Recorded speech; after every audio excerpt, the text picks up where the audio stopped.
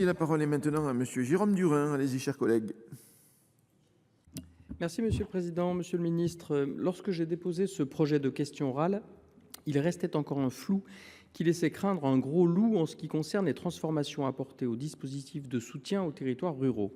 En effet, introduit par la loi 2023-1322 du 29 décembre 2023, loi de finances pour 2024 et applicable au 1er juillet 2024, le nouveau zonage intégrateur unique France Ruralité Revitalisation, FRR, fusionne les précédents zonages de soutien aux territoires ruraux, à savoir les zones de revitalisation rurale, ZRR, les bassins d'emploi à redynamiser, BER, et les zones de revitalisation des commerces en milieu rural.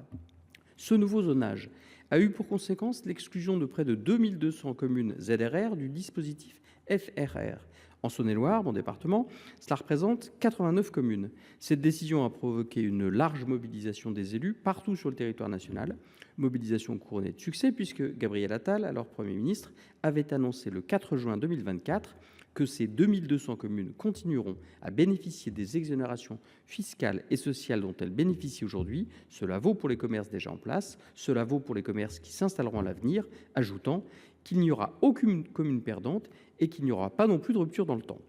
Or, en dépit de l'engagement pris par M. Attal, le dispositif ZRR a poursuivi ses effets pour les activités installées avant le 1er juillet 2024, mais l'arrêté du 19 juin 2024 a exclu de nouveaux bénéficiaires potentiels dans les communes concernées, le dit arrêté faisant référence à l'article 1465A du Code général des impôts, qui n'ayant pas été modifié, fixait l'échéance au 30 juin 2024. Depuis, si je comprends bien, l'article 27 du projet de loi de finances pour 2025 vise à permettre aux 2168 communes non retenues initialement d'intégrer le dispositif FRR au 1er juillet 2024 et ce jusqu'au 31 décembre 2027. Je souhaiterais que vous me confirmiez ce rattrapage et donc l'impact de cet article 27 sur les communes concernées en Saône-et-Loire.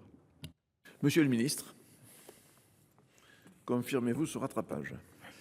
Monsieur le Président, Monsieur le Sénateur Durain, vous savez, la réforme des zones de revitalisation rurale s'est traduite par l'entrée en vigueur d'un nouveau zonage, France Ruralité Revitalisation, qui remplace les ZRR et les zones de revitalisation des commerces en milieu rural, ZOR-COMIR, dans un objectif de simplification et d'efficacité des dispositifs de soutien aux territoires ruraux. On l'a dit, près de 17 700 communes ont intégré le nouveau zonage FRR.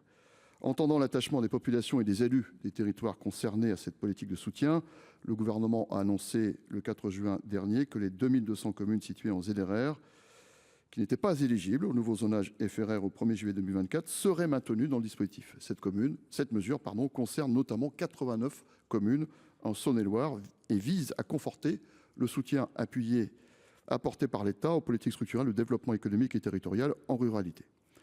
Conformément à cette décision, et afin de garantir son applicabilité, le gouvernement propose, à l'article 27 du projet de loi de finances pour 2025, de faire bénéficier des effets du nouveau zonage FRR les près de 2200 communes situées en ZRR qui n'ont pas intégré les nouvelles zones au 1er juillet 2024. Comme annoncé, et je vous le confirme, cette mesure s'applique dès le 1er juillet 2024, ce qui préserve la continuité du soutien à ces 2168 communes et aux entreprises s'installant sur leur territoire.